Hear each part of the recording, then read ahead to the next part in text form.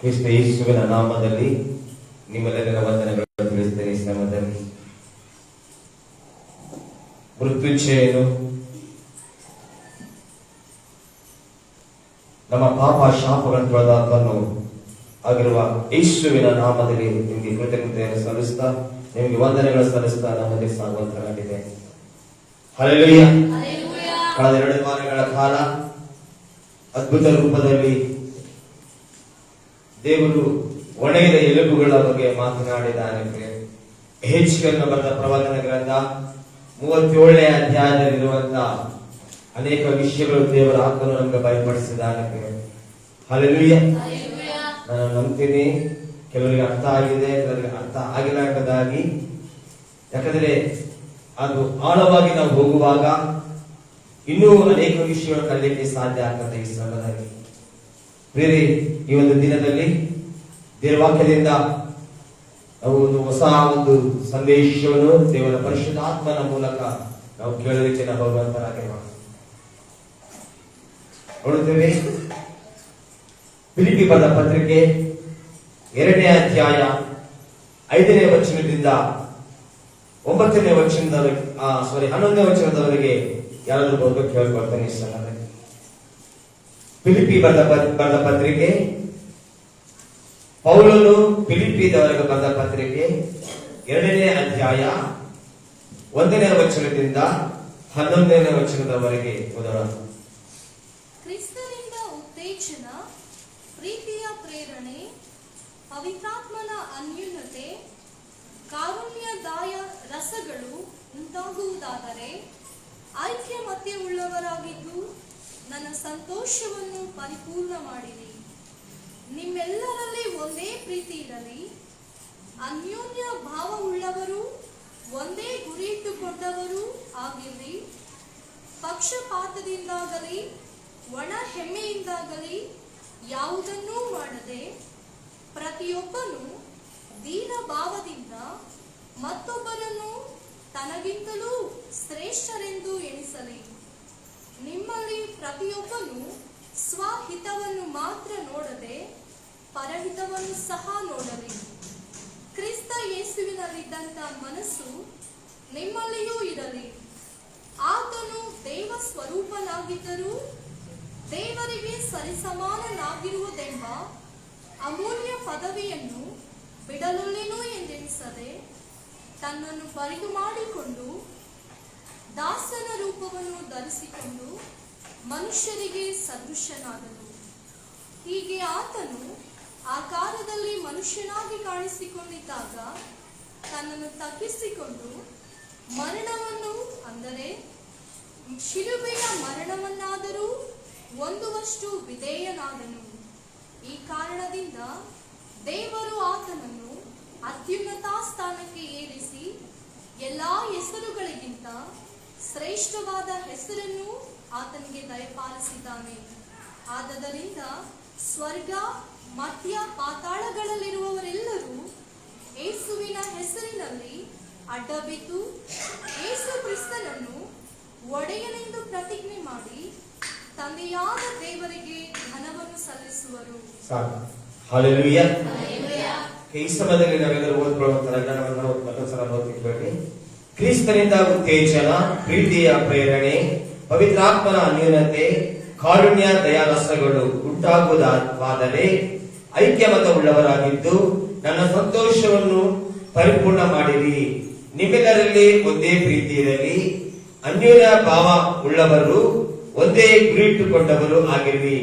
ಪಕ್ಷಪಾತದಿಂದಾಗಲಿ ಒಣ ಹೆಮ್ಮೆಯಿಂದಾಗಲಿ ಯಾವುದನ್ನು ಮಾಡದೆ ಪ್ರತಿಯೊಬ್ಬನು ದೀನ ಭಾವದಿಂದ ಮತ್ತೊಬ್ಬರನ್ನು ತನಗಿಂತ ಶ್ರೇಷ್ಠರೆಂದು ಎಣಿಸಲಿ. ನಿಮ್ಮಲ್ಲಿ ಪ್ರತಿಯೊಬ್ಬನು ಸ್ವಹಿತವನ್ನು ಮಾತ್ರ ನೋಡದೆ ಪರಹಿತವನ್ನು ಸಹ ನೋಡಲಿ. ಕ್ರಿಸ್ತ ಯೇಸುವಿನಲ್ಲಿರುವಂತಹ ಮನಸ್ಸು ನಿಮ್ಮಲ್ಲಿಯೂ ಇರಲಿ. ಆತನು ದೇವ ಸ್ವರೂಪನಾಗಿದ್ದರೂ ದೇವರಿಗೆ ಸರಿಸಮನಾಗಿದ್ದೇನೆಂಬ ಅಮೂಲ್ಯ ಪದವಿಯನ್ನು ಬಿಡಲೊಲ್ಲೆನು ಎಂದೆಣಿಸದೆ ತನ್ನನ್ನು ಬರಿದು ಮಾಡಿಕೊಂಡು ದಾಸರ ರೂಪವನ್ನು ಧರಿಸಿಕೊಂಡು ಮನುಷ್ಯರಿಗೆ ಸಾದೃಶ್ಯನಾದನು. ಹೀಗೆ ಆತನು ಆಕಾರದಲ್ಲಿ ಮನುಷ್ಯನಾಗಿ ಕಾಣಿಸಿಕೊಂಡಿದ್ದಾಗ ತನ್ನನ್ನು ತಗ್ಗಿಸಿಕೊಂಡು ಮರಣವನ್ನು, ಅಂದರೆ ಶಿಲುಬೆಯ ಮರಣವನ್ನಾದರೂ ಹೊಂದುವಷ್ಟು ವಿಧೇಯನಾದನು. ಈ ಕಾರಣದಿಂದ ದೇವರು ಆತನನ್ನು ಅತ್ಯುನ್ನತ ಸ್ಥಾನಕ್ಕೆ ಏರಿಸಿ ಎಲ್ಲಾ ಹೆಸರುಗಳಿಗಿಂತ ಶ್ರೇಷ್ಠವಾದ ಹೆಸರನ್ನು ಆತನಿಗೆ ದಯಪಾಲಿಸಿದ್ದಾನೆ. ಆದುದರಿಂದ ಸ್ವರ್ಗ, ನೃತ್ಯ, ಪಾತಾಳಗಳಿರುವವೆಲ್ಲರೂ ಯೇಸುವಿನ ಹೆಸರಿನಲ್ಲಿ ಅಡ್ಡಬಿದ್ದು ಯೇಸು ಕ್ರಿಸ್ತನನ್ನು ಒಡೆಯನೆಂದು ಪ್ರತಿಜ್ಞೆ ಮಾಡಿ ತಂದೆಯಾದ ದೇವರಿಗೆ ಘನವನ್ನು ಸಲ್ಲಿಸುವರು. ಹಲ್ಲೆಲೂಯಾ. ಎಲ್ಲರೂ ಬಾಯಿ ತೆರೆದು 5ನೇ ವಚನ ಓದಿಕೊಳ್ತಾರೆ. ಪ್ರತಿಯೊಬ್ಬರಿಗೆ ಈ ಸಮಯದಲ್ಲಿ ನನ್ನ ಹಿಂದೆ ಪ್ರತಿಯೊಬ್ಬರು ಕ್ರಿಸ್ತ ಯೇಸುವಿನಲ್ಲಿ ಇರುವಂತ ಮನಸ್ಸು ನಿಮ್ಮಲ್ಲಿಯೂ ಇರಲಿ. ಕ್ರಿಸ್ತ ಯೇಸುವಿನಲ್ಲಿದ್ದಂತ ಮನಸ್ಸು ನಿಮ್ಮಲ್ಲಿಯೂ ಇರಲಿ. ಆತನು ದೇವ ಸ್ವರೂಪನಾಗಿದ್ದರು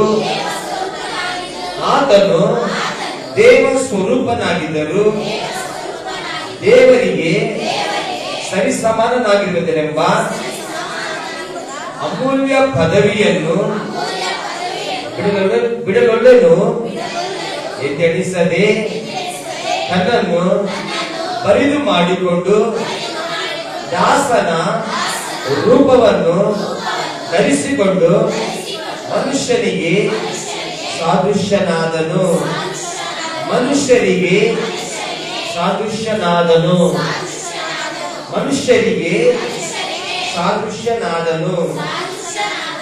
ಹಲ್ಲೆಲೂಯಾ, ಹಲ್ಲೆಲೂಯಾ. ಇಲ್ಲಿ ನೋಡುತ್ತೇವೆ ಪ್ರಿಯರೇ, ಅಪೊಸ್ತಲ ಪೌಲನು ಇಲ್ಲಿ ಮೆಕೆದೋನ್ಯದಲ್ಲಿರುವಂತಹ ಫಿಲಿಪ್ಪಿ ಸಭೆಗೆ ಬರಿತಾ ಇದ್ದಾನೆ.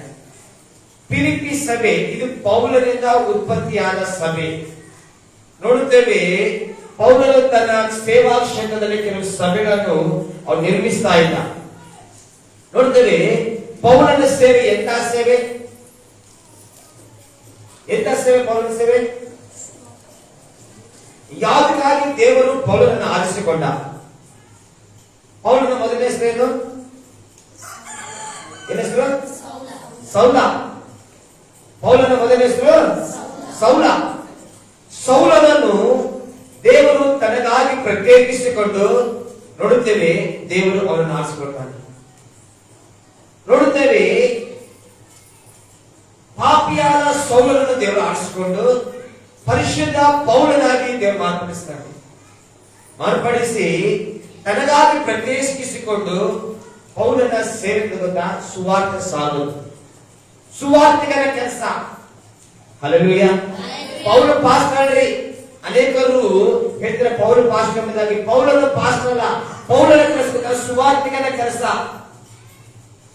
ಸತ್ಯವೇದವನ್ನು ನಾವು ಓದುವಾಗ, ಸತ್ಯವೇದವನ್ನು ಅಧ್ಯಯನ ಮಾಡುವಾಗ, ಸತ್ಯವೇದದಲ್ಲಿ ಜನರನ್ನು ದೇವರು ಯಾವ ವಿಧವಾಗಿ ಕರೆದಿದ್ದಾನೆ, ಯಾವುದಕ್ಕಾಗಿ ಕರೆದಿದ್ದಾನೆ, ಅವರಿಗೆ ಏನು ಬಿರಿದು ಕೊಟ್ಟಿದ್ದಾನೆ ಎಂಬುದಾಗಿ ನಾವು ಆಲೋಚನೆ ಮಾಡಿಕೊಂಡು ವಾಕ್ಯವನ್ನು ನಾವು ಓದುವಂತರಾಗಬೇಕು.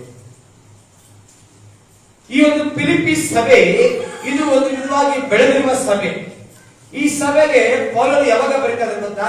ಸೆರೆಮನೆ ನಿಂತುಕೊಂಡು ಪೌಲನು ಈ ಫಿಲಿಪ್ಪಿ ಸಭೆಗೆ ಬರೀತಾನೆ. ಒಂದು ವಿಧವಾಗಿ ನೋಡುವುದಾದ್ರೆಗಿನ ಈ ಫಿಲಿಪ್ಪಿ ಸಭೆ ಇದು ಕರ್ತನ ಸೇವೆಯನ್ನು ಮಾಡುವಂತ ಸಭೆಯಾಗಿದೆ. ಈ ಫಿಲಿಪ್ಪಿ ಸಭೆ ಕರ್ತನ ಸೇವೆಯನ್ನು ಮಾಡುವಂತ ಸಭೆಯಾಗಿದೆ. ಈ ಸಭೆಯಲ್ಲಿ ಕೆಲವು ಗಲಿಬಿಲಿಗಳು ನೋಡುತ್ತೇವೆ. ಪೌಲನು ಒಟ್ಟಿಗೆ 7 ವಿಧವಾದ ಪತ್ರಗಳನ್ನು ಬರೀತಾರೆ. ಕೆಲವು ಪತ್ರಗಳನ್ನು ಸಭೆಗಳಿಗೆ ಬರೀತಾನೆ, ಕೆಲವು ಪತ್ರಗಳನ್ನು ಮನುಷ್ಯರಿಗೆ ಬರೀತಾನೆ. ಸಭೆಗಳಿಗೆ ಬರುವಂತ ಪತ್ರಿಕೆಗಳು ಯಾವ ಗೊತ್ತಾ? ರೋಮಪುರದ ಪತ್ರಿಕೆ, ಕೊರಂತಿ, ಗಲತಿ, ಎಫೆಸಿ, ಫಿಲಿಪ್ಪಿ, ಕೊಲಸಿ. ಈ ಪತ್ರಿಕೆಗಳನ್ನು ಸಭೆಗಳಿಗೆ ಬರೀತಾನೆ. ಹಲ್ಲೆಲೂಯಾ. ಆ ಪಟ್ಟಣಗಳಲ್ಲಿರುವಂತಹ ಸಭೆಗಳಿಗೆ ಅಥವಾ ಹೆಸರು ಉಳ್ಳಂತಹ ಸಭೆಗಳಿಗೆ ಬರೀತಾನೆ. ತಿಮೋತಿ, ತೀತ, ಫಿಲಮೋನ ಇವರು ನೋಡುತ್ತೇವೆ, ಇವರು ಮನುಷ್ಯರಿಗೆ ಬರುವಂತಹ ಪತ್ರಿಕೆಗಳು. ನೋಡುತ್ತೇವೆ, ಒಟ್ಟು 13 ಪತ್ರಿಕೆಗಳನ್ನು ಪೌಲನು ಬರಿತಾ ಈ ಫಿಲಿಪ್ಪಿ ಸಭೆಗೆ ಬರುವಾಗ ಕ್ರಿಸ್ತ ಯೇಸುವಿನಲ್ಲಿ ಇರುವಂತಹ ಮನಸ್ಸು ನಿಮ್ಮಲ್ಲಿ ಇರಲಿ. ನೋಡ್ತೇವೆ, ದ ಮೈಂಡ್ ಆಫ್ ಕ್ರೈಸ್ಟ್, ಕ್ರಿಸ್ತ ಯೇಸುವಿನಲ್ಲಿರುವಂತಹ ಮನಸ್ಸು, ಯೇಸು ಕ್ರಿಸ್ತನಲ್ಲಿರುವಂತಹ ಮನಸ್ಸು ಎಂತದ್ದು? ಇವತ್ತು ದೇವರ ಮಕ್ಕಳಲ್ಲಿ ಇರುವಂತಹ ಮನಸ್ಸು ಎಂತದ್ದು, ದೇವರಲ್ಲಿ ಎಂತ ಸ್ವಭಾವಗಳಿವೆ ಎಂಬುದಾಗಿ ಇವತ್ತು ನಾವು ಕೆಲವು ನಿಮಿಷಗಳ ಕಾಲ ನೋಡಿಕೊಳ್ಳುತ್ತಾರೆ. ಹಲ್ಲೆಲೂಯ. ನೋಡುತ್ತೇವೆ, ಕ್ರಿಸ್ತ ಯೇಸುವಿನ ಮನಸ್ಸು ಎಂತದ್ದು? ಆತನು ದೇವರಿಗೆ ಸರಿಸಮಾನನಾಗಿದ್ದರೂ ಕೂಡ ಆತನು ತನ್ನ ಪರಿಧಿ ಮಾಡಿಕೊಳ್ಳುವಂತಹ ಮನಸ್ಸು ಆತನದ್ದು ಬೇರೆ. ನೋಡ್ತೇವೆ, ಕ್ರಿಸ್ತ ಯೇಸು ಅನ್ನುವಂತಹ ಒಂದು ಮನಸ್ಸು ತ್ಯಾಗದ ಮನಸ್ಸು. ಕ್ರಿಸ್ತ ಯೇಸು ಅನ್ನುವಂತಹ ಮನಸ್ಸು ಅದು ತ್ಯಾಗದ ಮನಸ್ಸು. ಹಲ್ಲೆಲೂಯ. ಇವತ್ತು ನೋಡುತ್ತೇವೆ, ಕ್ರಿಸ್ತನ ಮನಸ್ಸು ಅನೇಕರಿಗಿಲ್ಲ. ಯೇಸು ಕ್ರಿಸ್ತನ ಮನಸ್ಸು ಅನೇಕರಿಗಿಲ್ಲ. ಯೇಸು ಕ್ರಿಸ್ತನ ಮನಸ್ಸು ಅದು ತ್ಯಾಗದ ಮನಸ್ಸು. ಅದರಿಂದ ತ್ಯಾಗ ಮಾಡಿದ. ನೋಡುತ್ತೇವೆ, ಆತನು ದೇವರಿಗೆ ಸರಿಸಮನಾಗಿದ್ದರೂ ಕೂಡ ಆತನು ತನ್ನನ್ನು ಬರೆದು ಮಾಡಿಕೊಂಡು ನರವತಾರವೆತ್ತಿ ಬಂದು ಆತನು ನನಗೋಸ್ಕರ ನಾನು ನರನಾದನು ಬೇರೆ. ಅದು ಕ್ರಿಸ್ತನ ಮನಸ್ಸು. ಹಲ್ಲೆಲೂಯ. ಆತನು ಐಶ್ವರ್ಯವಂತನಾಗಿದ್ದರೂ ಕೂಡ ಆತನು ತನ್ನ ಮಕ್ಕಳನ್ನು, ದಾರಿ ತಪ್ಪುವ ತನ್ನ ಮಕ್ಕಳನ್ನು ಐಶ್ವರ್ಯವಂತರಾಗಿ ಮಾಡುವುದಕ್ಕೋಸ್ಕರ ಆತನು ಬಡವನಾದನು ಎಂಬುದಾಗಿ ಆತನ ವಾಕ್ಯ ಹೇಳ್ತದೆ. ಹಲ್ಲೆಲೂಯ. ಇವತ್ತು ಇಂತಹ ತ್ಯಾಗದ ಮನಸ್ಸು ಅನೇಕರಿಗೆ ಇರಲಿಲ್ಲ. ಇಂತಹ ತ್ಯಾಗದ ಒಂದು ಸಮರ್ಪಣೆ ಅನೇಕರಿಗೆ ಇರಲಿಲ್ಲ. ಇಂತಹ ತ್ಯಾಗದ ಒಂದು ಜೀವಿತ ಅನೇಕರಿಗೆ ಇರಲಿಲ್ಲ. ನೋಡುತ್ತೇವೆ, ನಮ್ಮಲ್ಲಿ ಎಂತ ಮನಸ್ಸು ಬೇಕೆಂಬುದಾಗಿ ಯೇಸು ಸ್ವಾಮಿ ಅಪೇಕ್ಷಿಸ್ತಾರೆ. ನೋಡೋಣ ಈ ಸಮಯದಲ್ಲಿ ಮೊದಲ ಕೊರಿಂಥಿ 2ನೇ ಅಧ್ಯಾಯ 16ನೇ ವಚನ ಓದೋಣ. ಮೊದಲ ಕೊರಿಂಥಿ 2ನೇ ಅಧ್ಯಾಯ 16ನೇ ವಚನ.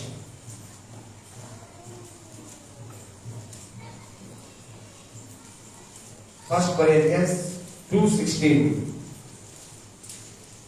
ಕರ್ತನ ಮನಸ್ಸನ್ನು ತಿಳುಕೊಂಡು ಆತನಿಗೆ ಉಪದೇಶಿಸುವವನಾರು ಎಂದು ಬರೆದದೆಯಲ್ಲ. ನಮಗಾದರೂ ಕ್ರಿಸ್ತನ ಮನಸ್ಸು ದೊರಕಿದೆ. ನೋಡ್ರಿ, ಕರ್ತನ ಮನಸ್ಸು ತಿಳ್ಕೊಂಡು ಅದು ಉಪದೇಶಿಸುವವರು ಯಾರು ಎಂಬುದಾಗಿ ತಿಳ್ಕೊಳ್ಳಿ ಎಂಬುದ. ಕರ್ತನ ಮನಸ್ಸು ತಿಳ್ಕೊಳ್ಬೇಕು. ಕರ್ತನ ಮನಸ್ಸು ಎಂತದ್ದು ಗೊತ್ತಾ? ಅದು ತ್ಯಾಗದ ಮನಸ್ಸು. ಕರ್ತನ ಮನಸ್ಸು ಎಂತದ್ದು? ಮತ್ತೆ ಸುವಾರ್ತೆ 11ನೇ ಅಧ್ಯಾಯ 29ನೇ ವಚನ ಓದಿ. ಕರ್ತನ ಮನಸ್ಸು ಎಂತದ್ದು ಎಂಬುದ. What is the mind of Christ? ಯೇಸು ಅವರಿಗೆ ನಾನು ನಿಮ್ಮನ್ನು ಒಂದು ಮಾತು ಕೇಳುತ್ತೇನೆ, ನನಗೆ ಉತ್ತರ ಹೇಳಿದರೆ. 11ನೇ ಅಧ್ಯಾಯ 29ನೇ ವಚನ. ನಾನು ಸಾತ್ವಿಕನು ದೀನ ಮನಸ್ಸುಳ್ಳವನು ಆಗಿರುವುದರಿಂದ ನನ್ನ ನೊಗವನ್ನು ನಿಮ್ಮ ಮೇಲೆ ತೆಗೆದುಕೊಂಡು ನನ್ನಲ್ಲಿ. ಕ್ರಿಸ್ತನ ಮನಸ್ಸು ಎಂತಕ್ಕಂತ? ನಾನು ಸಾತ್ವಿಕನು. ಆ ಕ್ರಿಸ್ತನ ಮನಸ್ಸು ಅದು ಸಾತ್ವಿಕವಾದ ಮನಸ್ಸು, ಅದು ಸಮಾಧಾನಕರವಾದ ಮನಸ್ಸು. ಕ್ರಿಸ್ತನ ಮನಸ್ಸು ಎಂತದ್ದು? ನೋಡ್ರಿ, ಅದನ್ನು ದೀನ ಮನಸ್ಸುಗಳು, ತಗ್ಗಿಸಿಕೊಳ್ಳುವ ಮನಸ್ಸುಗಳು. ಕ್ರಿಸ್ತ ಯೇಸುವಿನಲ್ಲಿ ಇರುವಂತ ದೇವರ ಮಕ್ಕಳಲ್ಲಿ ಇರಬೇಕಾದ ಮನಸ್ಸು ಗೊತ್ತಾ? ತ್ಯಾಗದ ಮನಸ್ಸಿರಬೇಕು, ದಾಸನ ಮನಸ್ಸಿರಬೇಕು.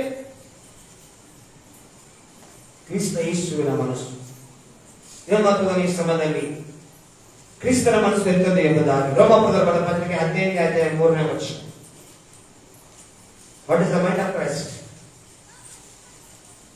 ರೋಮಪುರದ ಬರೆದ ಪತ್ರಿಕೆ 15:3.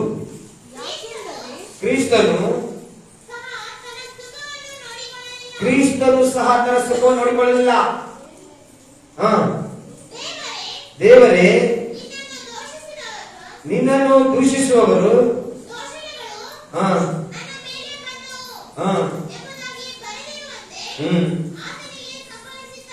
ಪೂರ್ವದಲ್ಲಿ ನಡೆದದ್ದೆಲ್ಲ ನಮ್ಮನ್ನು ಉಪದೇಶಿಸುವುದಕ್ಕಾಗಿ ಬರೆಯಲ್ಪಟ್ಟಿದೆ. ನೋಡ್ರಿ, ಇಲ್ಲಿ ವಾಕ್ಯ ಹೇಳ್ತಂತ ಕ್ರಿಸ್ತನ ಮನಸ್ಸು ಎಂದದ್ದು. ಕ್ರಿಸ್ತನ ಮನಸ್ಸು, ಕ್ರಿಸ್ತನು ಸಹ ಸ್ವಂತ ಸುಖವನ್ನು ನೋಡಿಕೊಳ್ಳಲಿಲ್ಲ. ಅದು ಸ್ವಂತ ಹಿತವನ್ನು ನೋಡಿಕೊಳ್ಳುವ ಮನಸ್ಸಲ್ಲ. ಅದು ಸ್ವಂತ ಸುಖ ನೋಡಿಕೊಳ್ಳೋದ್ರಾಗಿನ ಅದನ್ನು ಪರಲೋಕದಲ್ಲಿ ಇರ್ತಿದ್ದ. ಆತನ ಮನಸ್ಸಲ್ಲಿ ತ್ಯಾಗದ ಮನಸ್ಸು, ಪರರಿಗಾಗಿ ಇನ್ನೊಬ್ಬರಿಗಾಗಿ ಅದು ಒಳ್ಳೆಯದನ್ನು ಬಯಸುವ ಮನಸ್ಸು. ಕ್ರಿಸ್ತ ಯೇಸುವಿನಲ್ಲಿ ಇರುವಂತ ಮನಸ್ಸು ನಿಮ್ಮಲ್ಲಿರಬೇಕು. ಕ್ರಿಸ್ತ ಯೇಸುವಿನಲ್ಲಿರುವಂತ ಮನಸ್ಸು ಗೊತ್ತಾ, ಅದು ಮುರಿದು ಹೋದದನ್ನು ಕಟ್ಟುವ ಮನಸ್ಸು. ಹಲ್ಲೆಲೂಯಾ. ಇವತ್ತು ನಮ್ಮ ಮನಸ್ಸು ಹೇಗಿರ್ತೇವೆ ಅಂತ ಗೊತ್ತಾ, ಮುರಿದೋದನ್ನು ಮೇಸಕ್ಕೆ ಮುರಿತೀವ. ಮುರಿದೋದ ಮನೆಗಳನ್ನು ಮೇಸಕ್ಕೆ ಮುರಿತೀವಿ. ಯೇಸು ಕ್ರಿಸ್ತನ ಮನಸ್ಸು ಅದು ಕಟ್ಟುವ ಮನಸ್ಸು. ಯೇಸು ಕ್ರಿಸ್ತನ ಮನಸ್ಸು ಅದು ತ್ಯಾಗದ ಮನಸ್ಸು. ಯೇಸು ಕ್ರಿಸ್ತನ ಮನಸ್ಸು ಅದು ನೋಡುತ್ತೇವೆ ಪರರ ಹಿತವನ್ನು ಬಯಸುವ ಮನಸ್ಸು. ಅದಕ್ಕಾಗಿ 2ನೇ ಅಧ್ಯಾಯ 1ನೇ ವಚನದಲ್ಲಿ ನೋಡುತ್ತೇವೆ ಹೇಗಂತ ನೋಡುತ್ತೀವಿ, ಆತನ ಮನಸ್ಸಿನಿಂದ ಐಕ್ಯವುಳ್ಳವರಾಗಿದ್ದು ನನ್ನ ಸಂತೋಷವನ್ನು ಪರಿಪೂರ್ಣ ಮಾಡಿ ನೀವೆಲ್ಲರಲ್ಲಿ ಒಂದೇ ಪ್ರೀತಿಯಲ್ಲಿ.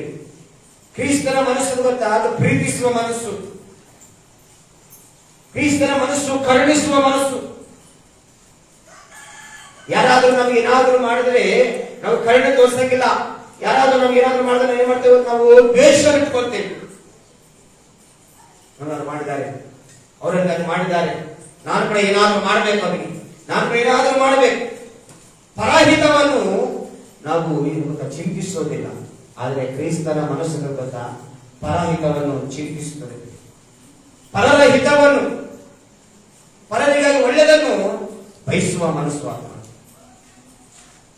ಅದಕ್ಕಾಗಿ ಕ್ರಿಸ್ತ ಯೇಸುವಿನಲ್ಲಿರುವಂತಹ ಮನಸ್ಸು ನಿಮ್ಮಲ್ಲಿ ಇರಲಿ ಎಂಬುದಾಗಿ ಅಪೊಸ್ತಲ ಪೌಲನು ಫಿಲಿಪ್ಪಿ ಸಭೆಗೆ ಬರೆತಾ ಇದ್ದಾನೆ.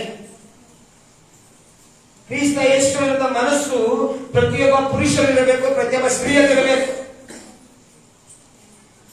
ಕ್ರಿಸ್ತನ ಮನಸ್ಸು ಎಂತದಂತ ಯೋಹಾನನ ಸುವಾರ್ತೆ 6ನೇ ಅಧ್ಯಾಯ 38-40 ಕ್ರಿಸ್ತ ಯೇಸುವಿನ ಮನಸ್ಸಿನ ಬಗ್ಗೆ ಧ್ಯಾನಿಸ್ತಾ ಇದ್ದೇವೆ. ಯೋಹಾನ 6:38-40. The Gospel according to John 6:38-40. ನನ್ನ ಚಿತ್ತದ ನಡೆಯುವುದಕ್ಕಾಗಿ ನಾನು ಬಂದಿಲ್ಲ,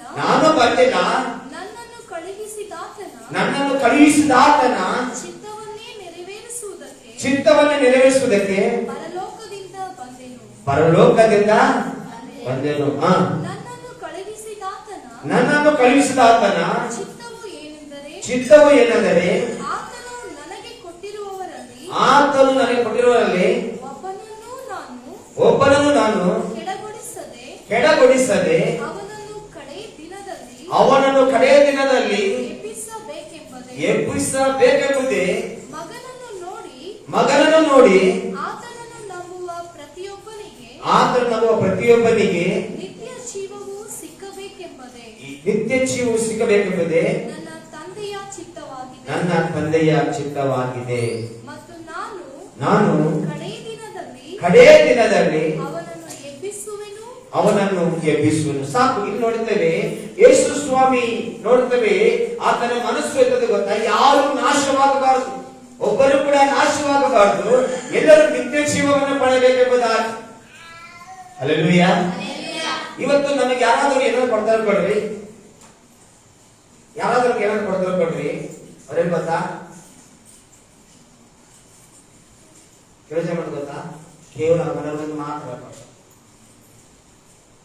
ಏನಂತ ಹೇಳ್ರಮ್ಮ, ಇವತ್ತು ನಾವು ಚರ್ಚಲ್ಲಿ ಒಂದು 10 ಜನಕ್ಕೆ ಅಕ್ಕಿ ಕೊಡ್ತೀವಿ, ಒಂದು 10 ಜನಕ್ಕೆ ಏನಾದ್ರು ವೇಷ ಕೊಡ್ತೀವಿ, ಹೋಗಿ ಬಡವರಿಗೆ ಹೇಳಂಗಿಲ್ಲ. ತಮ್ಮರಿಗೆ ಪರಹಿತವನ್ನು ನಾವು ಬಯಸುವುದಿಲ್ಲ. ಯೇಸು ಕ್ರಿಸ್ತನು ತನ್ನನ್ನು ಕಳಿಸಿದ ತಂದೆಯ ಚಿತ್ತವನ್ನು ನೆರವೇರಿಸಲಿಕ್ಕೋಸ್ಕರ ಆ ಮನಸ್ಸು ಹೊಂದವನಾಗಿದ್ದ, ತ್ಯಾಗವಾದ ಮನಸ್ಸನ್ನು ಹೊಂದಿದವನಾಗಿದ್ದ. ಅದಕ್ಕಾಗಿ ಆತನು ತ್ಯಾಗಮಯವಾದ ಜೀವಿತವನ್ನು ಜೀವಿಸಿದ. ಹಲ್ಲೆಲೂಯಾ. ಇವತ್ತು ನಮ್ಮ ಮನಸ್ಸು ಗೊತ್ತಾ, ನಾವು ಇನ್ನೊಬ್ಬರಿಂದ ಏನಾದ್ರು ಬಯಸಿ ನಾವು ಮಾಡ್ತೇವೆ, ಏನಾದ್ರೂ ಒಳ್ಳೆ ಕಾಲ ಮಾಡಬೇಕಂತ. ಮನುಷ್ಯನ ಒಂದು ಮನಸ್ಸು ಗೊತ್ತಾ, ಬಯಸುವಂತ ಮನಸ್ಸು, ಅಪೇಕ್ಷಿಸುವಂತ ಮನಸ್ಸು. ಅದೇ ಕ್ರಿಸ್ತನ ಮನಸ್ಸು ಅಪೇಕ್ಷಿಸುವಂತಲ್ಲ, ಅದು ತ್ಯಾಗದಿಂದ ತುಂಬಿದ ಮನಸ್ಸು. ನಿನ್ನಲ್ಲಿ ಎಂತ ಮನಸ್ಸಿದೆ? ಎಂತ ಮನಸ್ಸಿಂದ ನೀನು ಇವತ್ತು ಜೀವನ ಮಾಡ್ತಾ ಇದೆಯಾ ಎಂಬುದಕ್ಕೆ ಆಲೋಚಿಸಿಕೊಳ್ಳುವಂತಾಗಿರೋಣ. ಹಾಗೆ 2 ಕೊರಿಂಥಿ 4ನೇ ಅಧ್ಯಾಯ 5 ಮತ್ತು 6ನೇ ವಚನ ನಾವು ಓದುವಂತರಾಗಿರೋಣ. 2 ಕೊರಿಂಥಿ 4 ಮತ್ತು 4ನೇ ಅಧ್ಯಾಯ 5 ಮತ್ತು 6ನೇ ವಚನ.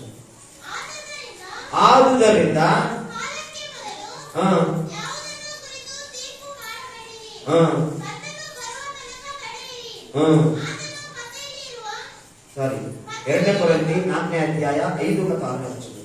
ನಮ್ಮನ್ನೇ ಪ್ರಸಿದ್ಧಿಪಡಿಸಿಕೊಳ್ಳದೆ 4ನೇ ವಚನದಲ್ಲಿ ದೇವರ ಪ್ರತಿರೂಪವಾಗಿರುವ ದೇವರ ಪ್ರತಿರೂಪವಾಗಿರುವ ಕ್ರಿಸ್ತನ ಪ್ರಭಾವವನ್ನು ತೋರಿಸುವ ಸುವಾರ್ತೆಯ ಪ್ರಕಾಶವು ಉದಯವಾಗಬಾರದೆಂದು ಉದಯವಾಗಬಾರದೆಂದು ಈ ಪ್ರಪಂಚದ ದೇವರು ನಂಬಿಕೆ ಇಲ್ಲದವರ ಮನಸ್ಸನ್ನು ಮಂಕು ಮಾಡಿದನು. ನಮ್ಮನ್ನು ಪ್ರಸಿದ್ಧಪಡಿಸಿಕೊಳ್ಳದೆ ನಮ್ಮನ್ನು ಯೇಸುವಿನ ನಿಮಿತ್ತ ನಿಮ್ಮ ದಾಸರೆಂತಲೂ ಕ್ರಿಸ್ತ ಯೇಸುವನ್ನೇ ಕರ್ತನೆಂತಲೂ ಪ್ರಸಿದ್ಧಿಪಡಿಸುತ್ತೇವೆ. ಯಾಕೆಂದರೆ ಕತ್ತಲೆಯೊಳಗಿಂದ ಬೆಳಕು ಹೊಳೆಯಲಿ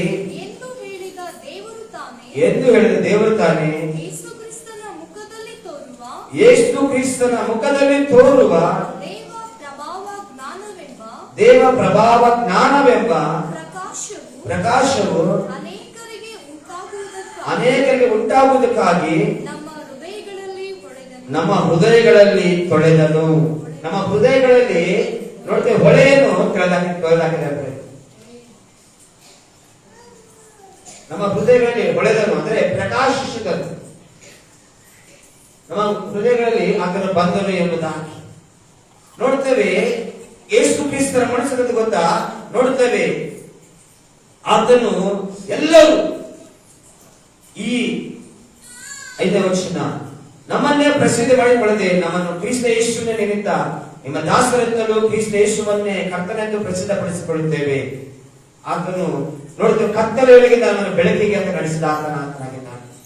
ಆತನ ಮನಸ್ಸನ್ನು ಗೊತ್ತಾ ಕತ್ತಲೆಯಲ್ಲಿ ಒಬ್ಬ ವ್ಯಕ್ತಿ ಹೋಗುವುದು ಅದಕ್ಕೆ ಇಷ್ಟವಿಲ್ಲ, ದಾರಿತಕ್ಕ ಹೋಗುವುದು ಅದಕ್ಕೆ ಇಷ್ಟ ಇಲ್ಲ, ಆ ಒಬ್ಬ ವ್ಯಕ್ತಿ ಬಳಲುವುದು ಅದಕ್ಕೆ ಇಷ್ಟ ಇಲ್ಲ. ಅದಕ್ಕಾಗಿ ಕ್ರಿಸ್ತನ ಮನಸ್ಸು ನಾವು ನೋಡುತ್ತೇವೆ ಧರಿಸಿಕೊಳ್ಳುವಂತಾಗಿರುತ್ತೆ. ಕ್ರಿಸ್ತ ಯೇಸುವಿನ ಮನಸ್ಸು ನಾವು ಧರಿಸಿಕೊಂಡು ನಾವು ಜೀವನ ಮಾಡಿಕೊಳ್ಳುವಂತಾಗಿರುತ್ತೆ. ಅದಕ್ಕಾಗಿ ಯೇಸು ಸ್ವಾಮಿ ಮಾತು ಹೇಳ್ತಾನೆ ಪ್ರಿಯರೇ. ನೋಡ್ತೇವೆ ಇನ್ನು ಹಲವಾರು ವಚನಗಳಿವೆ. ಮುಂದಕ್ಕೆ ನಾವು ಸಾಗುವಂತರಾಗಿರೋಣ. ಈ ಸಮಯದಲ್ಲಿ ಮತ್ತಾಯ ಬರೆದ ಸುವಾರ್ತೆ 20ನೇ ಅಧ್ಯಾಯ 26ರಿಂದ 28ರವರೆಗೆ. Matthew chapter 20 verse 26 to 28.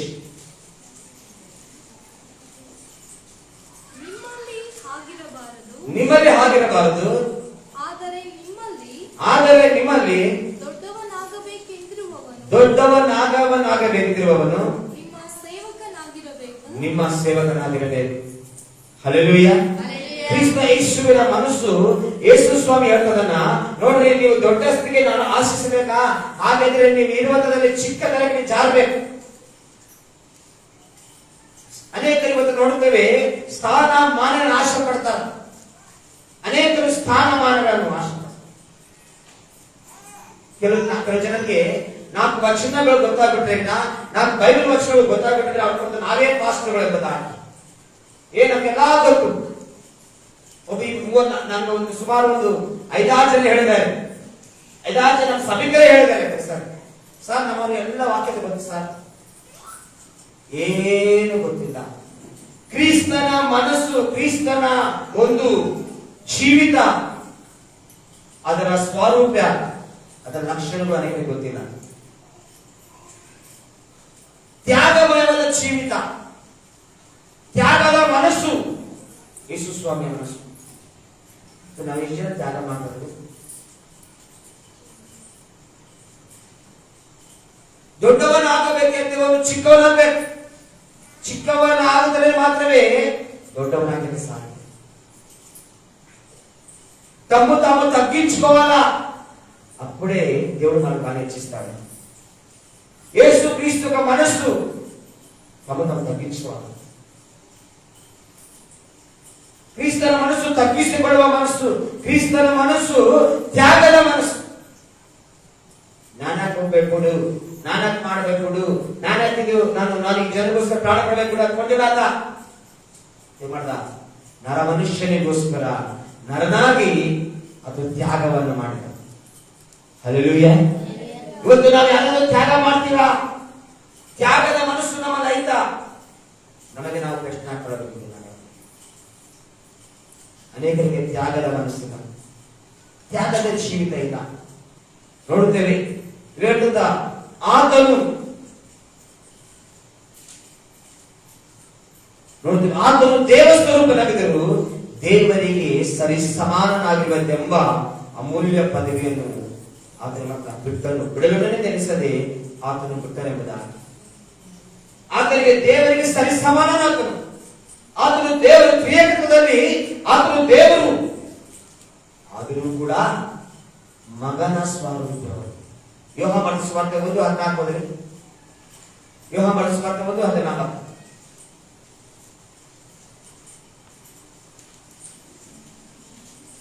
John 1:14.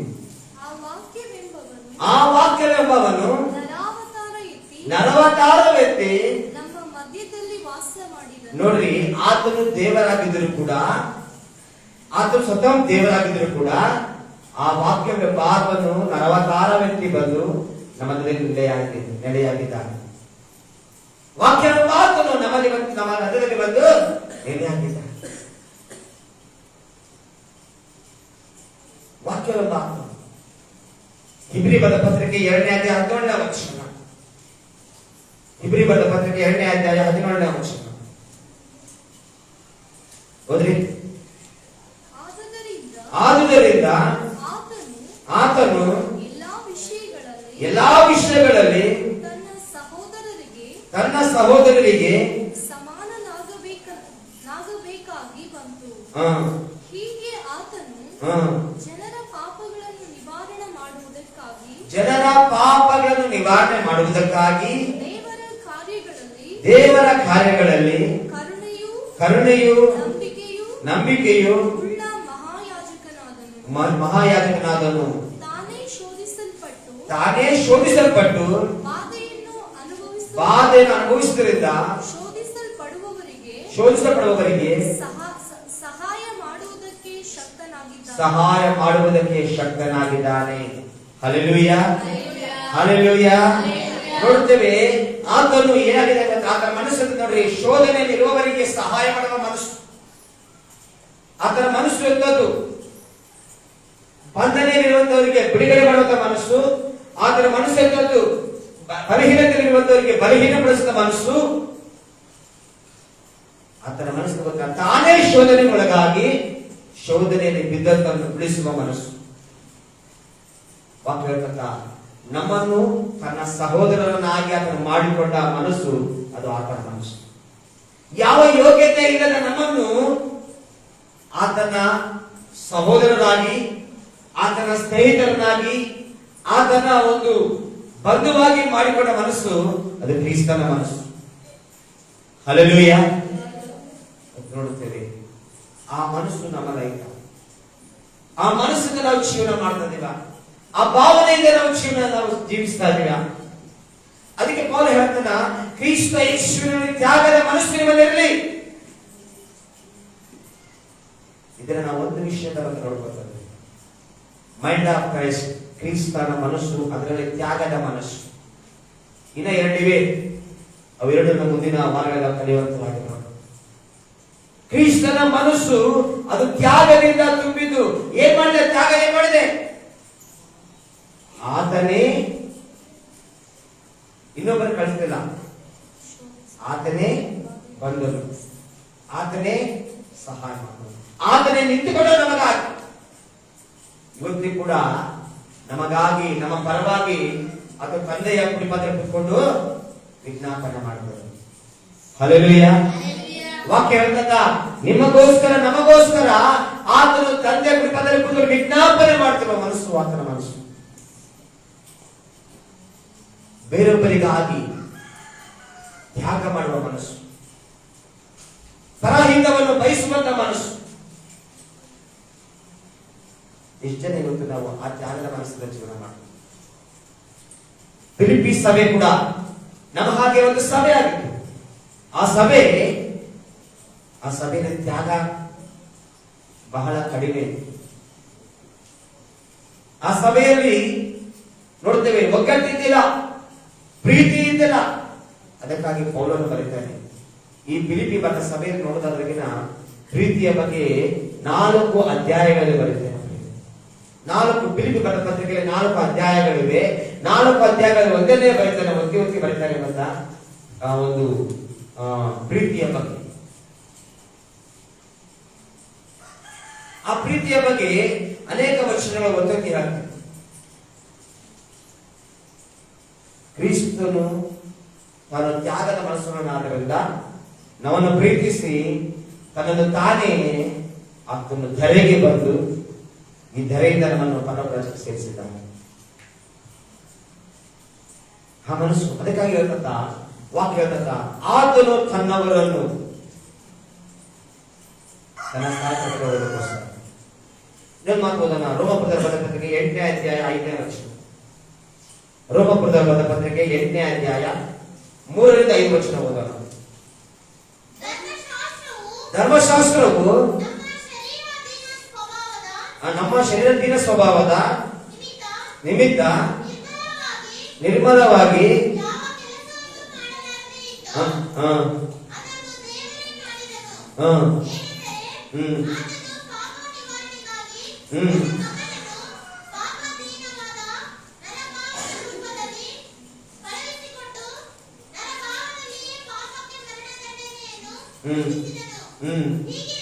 ಹೀಗಿರಲು ಶರೀರ ಭಾವಕ್ಕೆ ಅನುಸಾರವಾಗಿ ನಡೆಯದೆ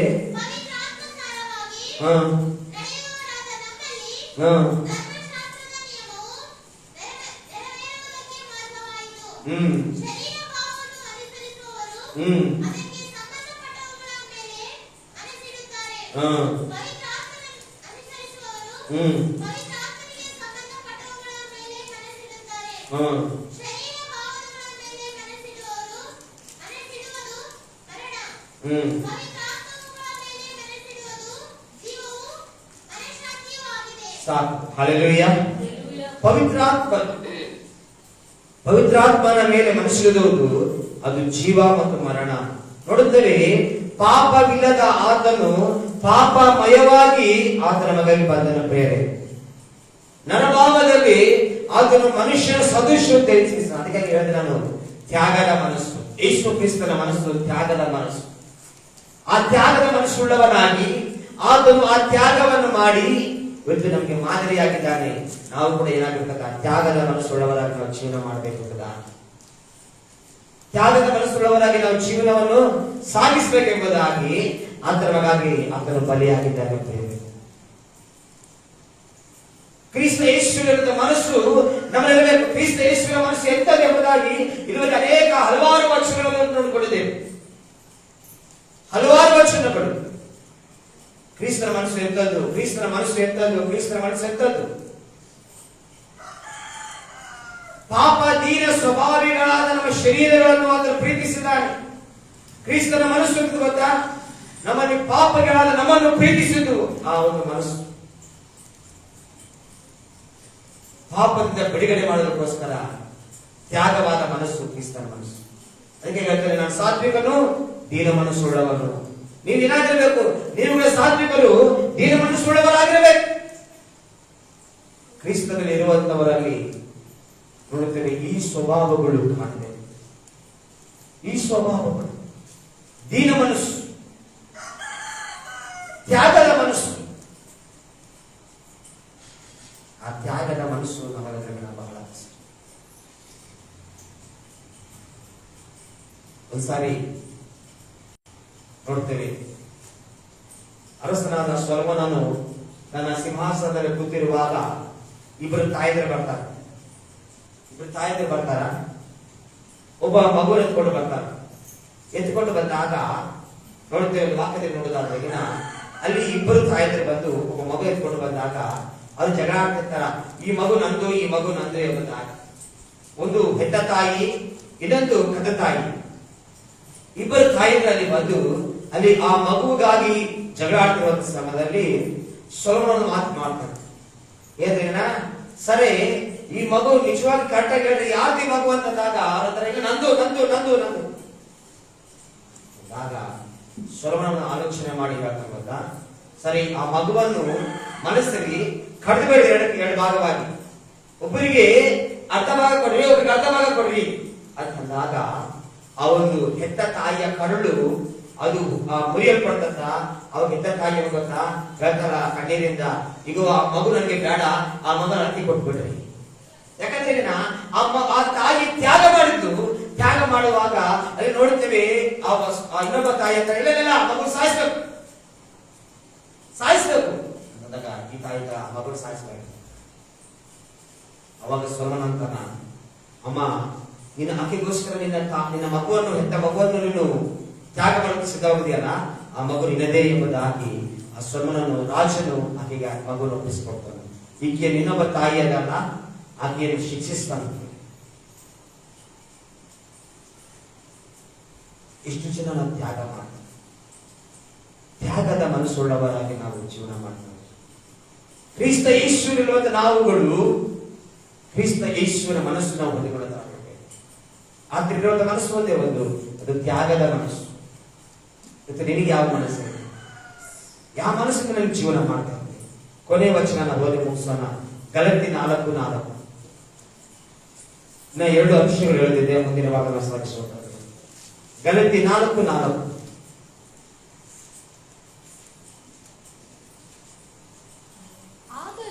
ಆದರೆ ಕಾಲವು ಪರಿಪೂರ್ಣವಾದಾಗ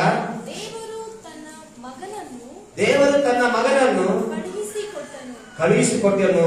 ಧರ್ಮಶಾಸ್ತ್ರಾಧೀನರಾದವರನ್ನು ವಿಮೋಚಿಸಬೇಕೆಂತಲೂ ಪುತ್ರರ ಪದವಿಯನ್ನು ನಮಗೆ ದೊರಕಿಸಬೇಕೆಂತಲೂ ಆತನು ಸ್ತ್ರೀಯಲ್ಲಿ ಹುಟ್ಟಿದವನಾಗಿಯೂ ಗಲಾತ್ಯ 4:4 ಕೆಳಗ ಸ್ತ್ರೀಯಲ್ಲಿ ಹುಟ್ಟಿದವನಾಗಿಯೂ ಧರ್ಮಶಾಸ್ತ್ರದಲ್ಲಿಯೂ ಬಂದನು.